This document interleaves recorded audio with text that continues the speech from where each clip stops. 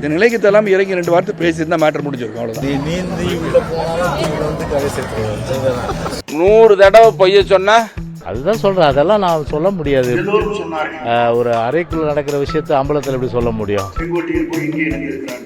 ஆங்கிலத்தில் ஒரு பழமொழி இருக்கு, யார் தீய சக்தின்றது காப்பி இருக்கும், இங்கே வரதுக்குள்ள கீழே கொட்டிடலாம். அவர் எப்போது வாய் திறப்பார் என்று சொன்னால் நல்லதற்காக வாய் திறப்பார். உங்களுக்கு நல்லா இருக்குதா?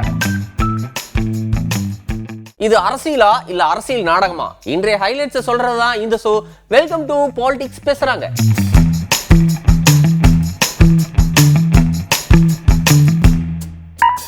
சென்னை காசிமேட்ல சுனாமி 21வது ஆண்டு நினைவு நாளை முன்னிட்டு அதிமுக சார்பா முன்னாள் அமைச்சர் ஜெயக்குமார் இருக்கார்லவா, அவருடைய தலைமையில அஞ்சலி செலுத்துற நிகழ்ச்சி நடந்துச்சு. எப்பயுமே மத்த அரசியல் தலைவர்களை விட என்ஜாய் பண்ணி வேலை செய்யறத வழக்கமா வச்சிருப்பாரு. அந்த வகையில கரையோரத்துல இருந்தே அஞ்சலி செலுத்தலாம். இருந்தாலும் நேரடியா போட்ல கடலுக்குள்ள போய் பூ தூவி கடல்ல பாலூத்தி அதிமுகவினர் அஞ்சலி செலுத்தியிருக்காங்க. இதுல ஹைலைட் என்னன்னா, போட்டை ஓட்டுனதே முன்னாள் அமைச்சர் ஜெயக்குமார் தான்.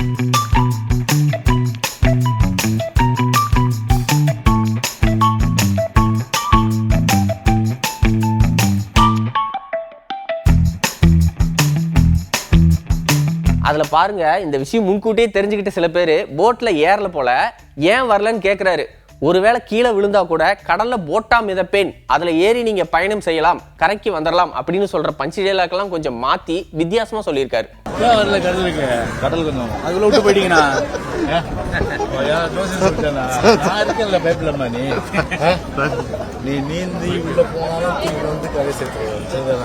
அறைக்குள்ள நடக்கிற விஷயத்த அம்பலத்துல எப்படிங்க சொல்ல முடியும்? அதெல்லாம் போக போக தெரியும். அது வரைக்கும் சம்பந்தம் இல்லாம என்ன கேள்வி வேணாலும் கேளுங்க, பதில் சொல்றேங்கிறாரு. என்டிஏ கூட்டணியில தேர்தல் நெருங்கக்கூடிய நிலையில தொகுதிகள் தொடர்பாக பியூஷ் கோயல் அவர்கள் 2 நாளைக்கு முன்னாடி பேசி நடத்துறா சொல்றாங்க. அதிமுக எவ்வளவு தொகுதிகள் கேட்டாங்க, என்ன இதெல்லாம் ஒரு இண்டோரில் நடக்கிற மீட்டிங்கு. அப்புறம் டைம் எலெக்ஷன் முன்னாடி யார் யாருக்கு எவ்வளோ சீட்டுன்றது அது கண்டிப்பாக வெளியே வரும். அப்போ உங்களுக்கும் தெரிய வரும். வேறு அதுதான் சொல்கிறேன். அதெல்லாம் நான் சொல்ல முடியாது, புரியுதுங்களா? அதெல்லாம் ஒரு அறைக்குள்ள நடக்கிற விஷயத்தை அம்பலத்தில் எப்படி சொல்ல முடியும்? துப்பாக்கி புடிங்க சிவா அப்படின்னு கோட் படத்துல விஜய் சிவகார்த்திகேயன் கிட்ட ஒரு சீன்ல கொடுத்திருப்பாரு. அதை ஆளாளுக்கு என்னென்ன கற்பனையில யோசிக்க முடியுமோ யோசிச்சு அதை ஒரு பெரிய ஸ்கிரிப்டா டெவலப் பண்ணாங்க. அது ஒரு பக்கம் இருந்தாலும், அதே மாதிரி விஜய் அவர்கள் அரசியலுக்கு வந்ததால இனி நடிக்க மாட்டேன் அப்படின்னு சொல்லி முடிவு பண்ணி தன்னுடைய கடைசி படம் அப்படின்னு சொல்லக்கூடிய ஜனநாயகன் படத்துடைய ரிலீஸ்ல ரொம்ப பிஸியா இருக்காரு. அந்த படத்துடைய ஆடியோ லான்ச் மலேசியால நடக்குது. அதுக்காக படக்குழுவினர் மட்டும் இல்லாம கட்சியோடைய முக்கிய நிர்வாகிகள், அதாவது ஆனந்த் உட்பட எல்லாருமே மலேசியா போயிட்டாங்க. அதனால அந்த கேப்பை ஃபில் பண்ற மாதிரி கட்சி புடிங்க செங்கோட்டையன் அண்ணன் அப்படின்னு விஜய் விட்டுட்டு போயிருக்காரு. அதிமுக பெரிய முக்கிய நிர்வாகியா இருந்த செங்கோட்டையன் பயங்கர அதிருப்தியில் இருந்தாரு. இதனால வேற கட்சியில சேர போறாருன்னு அப்படின்னு எல்லாருமே நினைச்சாங்க. அதே மாதிரி தமிழக வெற்றி கழகத்துல சேர்ந்தாரு. ஆனா ஏன் இந்த கட்சியில ஜாயின் பண்ணாரு தெரியுமா? இதுக்கு பின்னாடி இப்படி எல்லாம் ஒரு காரணம் இருக்கு. யாராவது யோசிச்சு பார்த்திருப்பீங்களா? எல்லோரும் சொன்னார்கள், செங்கோட்டையன் போய் இங்கே எனக்கு இருக்கிறான்னு சொன்னார். நான் சேர்ந்திடம் கோட்டைக்கு செல்கிறோமா?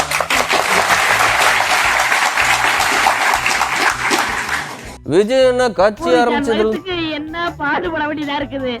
விஜய் அண்ணா கட்சி ஆரம்பிச்சதுல இப்ப வரைக்கும் பிரஸ் மீட்டே கொடுக்கல. ஏன் தெரியுமா?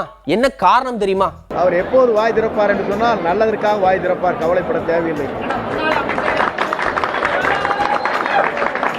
இதுக்கு அவர்கிட்டே கேளுங்கன்னே சொல்லி இருந்திருக்கலாம். இப்ப தளபதிங்கிறது யாரு அப்படிங்கறத ஒரு பிரச்சனையே. திமுக காரங்க ஆரம்பத்துல இருந்து மு க ஸ்டாலின் அவர்களை தளபதினு சொல்லிட்டு இருக்கோம். நீங்க இளைய தளபதினு வச்சுக்கிட்டீங்க, சரி ஓகே அப்படின்னு விட்டுட்டோம். இப்ப நீங்களும் தளபதினா நாங்க என்ன பண்ணுவோம், இது என்ன நியாயம் அப்படின்னு அவங்க கேக்குறாங்க. அதனால இனிமே தளபதி கிடையாது அப்படின்னு புது அடமொழியை எக்ஸ்ட்ராவா ஆட் பண்ணி கொடுத்திருக்காரு செங்கோட்டையன் அவர்கள். வெற்றி தளபதி, இது வேற தளபதி இல்ல. தளபதி என்றால் படைக்கு தலைமை தாங்குவது.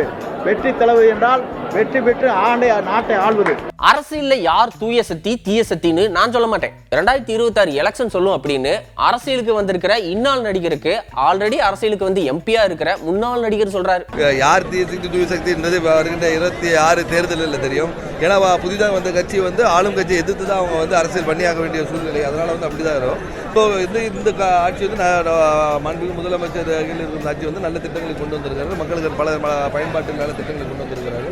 எங்கள் கூட்டணி வெல்லும். கூட்டணியோட பலம் எப்படி இருக்கு அப்படின்னு அவரே சொல்லியிருக்காரு. ஆனா யாரோட எத்தனை சீட் அப்படின்னு பின்னர் அறிவிக்கப்படும். தொகுதிகளை வந்து இப்போ நம்ம பேச முடியல. இப்போதே களத்தில் பொறுத்த வரைக்கும் மக்களுக்கு எதிர்பார்ப்புகள் நல்லா இருக்கிறது. இப்போ இன்னும் தேர்தல் நெருங்க கலைஞர்கள் வந்து உங்களுக்கு வந்தா ரத்தம், எங்களுக்கு வந்தா தக்காளி சட்னியா? ஆமா, தக்காளி சட்னி தான் அப்படின்னு சொல்லாம சொல்றாங்க தமிழ்நாடு பாஜக வைஸ் பிரசிடென்ட் குஷ்பு அவர்கள். தீபம் ஏத்துட்டா எய்ம்ஸ் வந்துருமானா தீபம் ஏத்துட்டா அவருக்கு மட்டும் எலெக்ஷன் நேரத்தில் கோயிலாக போய் தலையில் தர்பை கட்டிட்டு போய் கையில் வேலு வச்சுட்டு கையில் வந்து எந்த கோயிலுக்கு போனாலும் அப்போ மட்டும் சூடு அந்த கையில் வாங்கிட்டு வணங்குங்கிறாருல்ல. அப்போ எலெக்ஷன் டைமில் அவர் கோயிலுக்கு போயிட்டா ஜெயிச்சுட்டு வர்றாருன்னா அவர் வந்து அவளால் ஒத்துக்க முடியுமா? திருப்பூர்குன்றத்தில் தீபம் ஏற்றும் போது அது பாஜக சொன்னது கிடையாது, இது ஹைகோர்ட்டுடைய ஆர்டர் இருந்தது. இத்தனை வருடங்களாக மக்களுடைய நம்பிக்கை அதில் இருக்கு. அது எப்படி தீபம் ஏற்றுறதுனாலே நீங்கள் வந்து எய்ம்ஸ் வந்துருமான்னு அவர் கேட்குறாரு. இதே கேள்வி ஒரு மைனாரிட்டி கம்யூனிட்டி பார்த்து இந்த கிறிஸ்மஸ் கொண்டாடுறதுனால எய்ம்ஸ் வந்துருமான்னு சொல்லுங்க. இதே ரம்ஜான் கொண்டாடும் போது எய்ம்ஸ் வந்துருமான்னு சொல்லுங்க. எனக்கு எலெக்ஷன்ல நின்று ஜெயிக்கணும் அப்படிங்கிறது என்னுடைய நோக்கம் இல்ல, பாஜக ஜெயிக்கணும் அப்படிங்கறதா என்னுடைய நோக்கம். எவ்வளவு உயர்ந்த உள்ளம். எந்த தொகுதி இருந்தாலும் அந்த தொகுதி நாங்கள் ஜெயிக்கணும், அதுதான் முக்கியம். அதில் நான் போட்டியிடுறேன்னா இல்லையா, யார் நின்னாலும் நீங்கள் வந்து நாளைக்கு பாஜகவில் சேர்ந்து நீங்களும் வந்து போட்டியிட்டாலும் உங்களுக்காக நான் பாடுபடுவேன். அதுதான் எங்களுடைய நோக்கம். எத்தனை சீட்ஸ் இருக்குது அத்தனை சீட்ஸ் நாங்கள் ஜெயிக்கணும், அது ஒரு நோக்கத்தோடு தான் நாங்கள் வேலை செய்கிறோம். எங்களுக்கு சீட் கொடுக்கப்படுமா, குஷ்பு எங்கே நிற்க போகிறா, அதெல்லாம் நோக்கமே கிடையாது எங்களுது. பாஜக ஜெயிக்கணும், பாஜகவுடைய வெற்றி என்னோட வெற்றி. இப்போ அன்னையர் தினத்துக்கு தான் வந்து வாழ்த்து சொல்லணுமா? கிடையாது, எல்லா நாளும் வாழ்த்து சொல்லலாம். அன்னையை மறக்க முடியுமா அப்படின்னு சொல்லி கில்லி படத்தில் ஒரு வசனம் இருக்கும். அதே மாதிரி பர்த்டேக்கு வந்து பார்த்தீங்கன்னா பிலேட்டட் பர்த்டே விஷஸ் எல்லாம் சொல்லுவாங்க. அதே மாதிரி நம்ம சின்ராஸ் அவர்கள் பிலேட்டட் கிறிஸ்மஸ் விஷஸ் சொல்லியிருக்காரு. கிறிஸ்மஸ் வாழ்த்துக்கள். ஏன்னா கிறிஸ்மஸ் நேற்றைய தினம் இருந்தால் கூட கிறிஸ்மஸ் விழா வரும்போது அது தொடர்ந்து இந்த ஆண்டு முடியும் வரை கிறிஸ்மஸ் விழாவாக தான் கொண்டாடப்படும் என்பதை தெரிவித்துக் கொண்டு, பெண்களுக்கு பாதுகாப்பு இல்லை, பெண்களுக்கு முக்கியத்துவம் அப்படின்னு பேசுறீங்க. ஆனா உங்க கட்சியோடைய நிர்வாகி காரம் மறைச்சு நீதி கேட்கறாங்க. அட்லீஸ்ட் என்னன்னு நிறுத்தி கேட்டிருக்கலாம் அப்படின்னு தாவேக தலைவருக்கு அட்வைஸ் கொடுக்குறாரு. பார்த்து அஜிதா வந்து கார் முன்னாடி நின்னாங்க. ஒரு மனிதாபிமான அடிப்படையில் நான் சொல்றேன், அது வந்து உட்கட்சி பிரச்சனையாக இருந்தால் கூட மனிதாபிமான அடிப்படையில் ஒரு காரை நிறுத்தி உங்களை பார்க்கணும்னு சொல்லும் போது அதுவும் ஒரு பெண் அவங்க தான் நிற்கிறாங்க. உங்களுக்கு வந்து பெரிய வந்து ஏதோ உங்களுக்கு டேஞ்சரான ஒரு சுச்சுவேஷனோ உங்களுக்கு வந்து பாதுகாப்பின்மையோ இல்லை. அவங்க வண்டியை நிறுத்தி எதுக்குன்னு சொல்லி இறங்கி கேட்கின்றவர் தான் ஒரு கதாநாயகனாக இருக்க முடியும், ஒரு தலைவனாக இருக்க முடியும். அது செய்யாமல் போனனால அவங்க தர்ணா இருந்திருக்காங்க. நான் இன்றைக்கி கேள்விப்பட்டேன், ஏதோ தூக்க மாத்திரை சாப்பிட்டேன்னு கேள்விப்பட்டேன். இந்த நிலைக்கு தள்ளாமல் இறங்கி 2 வார்த்தை பேசியிருந்தால் மேட்டர் முடிஞ்சிருக்கும், அவ்வளோதான். ஆங்கிலத்தில் ஒரு பழமொழி உண்டு, there's many a slip between the cup and the lip. இருக்கட்டும். இப்போ எதுக்கு அது? அதாவது அடுத்து என்ன நடக்க போகுதுன்னு யாருக்குமே தெரியாது. என்கிட்ட போய் கூட்டணியில யாரு வருவாங்கன்னு கேட்டா என்ன சொல்வேன், இப்படிதான் பழமொழி சொல்வேன்னு சொல்லியிருக்காரு சரத்குமார் ஜி அவர்கள். ஆங்கிலத்தில் ஒரு பழமொழி இருக்கு, there's many a slip between the cup and the lip. கப்பில் காஃபி இருக்கும், இங்கே வரதுக்குள்ள கீழே கொட்டிடலாம். ஸோ என்ன நடக்கும் என்பது தெரியல. இன்று நாம் இருக்கிறோம், நாளை இருப்போமா நமக்கே தெரியாது. அப்படி இருக்கும்போது நாளைக்கு என்ன நடக்குதுன்னு இன்றைக்கி வந்து நம்ம எதுவுமே ஏசியமாக சொல்ல முடியாது. கூட்டணி என்ன நடக்கும், இன்னொரு மாதம் 2 மாதம் எப்படி வந்து அமையும் என்பதை பார்த்த பிறகு எடுக்க வேண்டிய.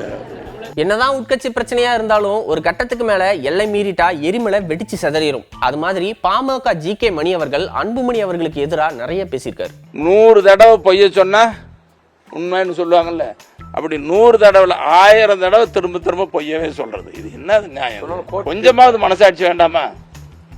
இதை நீதிமன்றத்துக்கு போனால் என்ன, எங்கள் சட்ட வல்லுநரெல்லாம் சொல்கிறாங்க, ஜி.கே. மணி கடுமையாக பேச மாட்டேங்கிறாரு, கோபமாக பேச மாட்டேங்கிறாரு, கொஞ்சம் வேகமாக சொல்லுங்கள், அழுத்தமாக சொல்லுங்கன்னு எல்லாரும் சொல்கிறாங்க. நானும் கொஞ்சம் நாகரிகமாக பக்குவமாக சொல்லி, ஏன்னா நான் அநாகரிகமாக பேசுகிறது, மற்றவங்களை அவமானப்படுத்தி பேசுகிறதுலாம் எனக்கு இயல்பாக வராது. ஒரு பள்ளிக்கூடத்து குழந்தைங்களை கூட மதிக்க நினைக்கிறவன் நான்.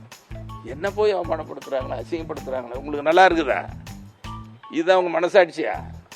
இல்லை, நல்லதல்ல. இது வளர்ச்சிக்கு அறிகுறி இல்லை. நான் நடிக்க அவர் ஆட ஒரே டான்ஸா இருக்கும் அப்படிங்கிற மாதிரி இயக்குனர் பா ரஞ்சித் அவர்களுடைய நீலம் அறக்கட்டளை சார்பா மார்கழியில் மக்கள் இசை நிகழ்ச்சி தொடங்கி இருக்கு. அதுல MP கனிமொழி, ஜி.வி. பிரகாஷ், வெற்றிமாறன், லோகேஷ் கனகராஜ் எல்லாரும் பறை இசை இசைச்சிருக்காங்க.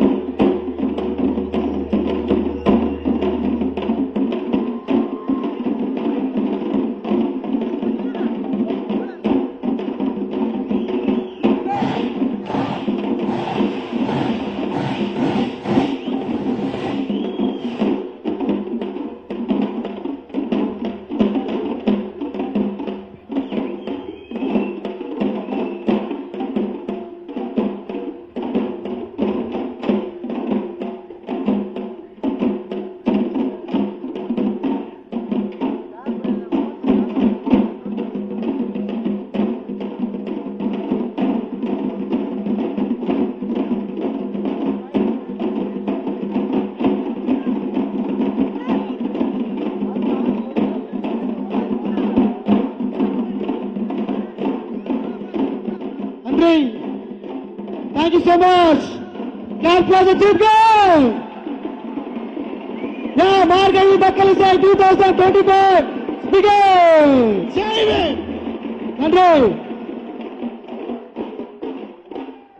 நன்றி. இதே மாதிரி நாளைக்கும் யாரெல்லாம் பாலிடிக்ஸ் பேசுறாங்க அப்படிங்கிறத நாளைக்கு நிகழ்ச்சியில பார்க்கலாம். அதுவரை நன்றி, வணக்கம்.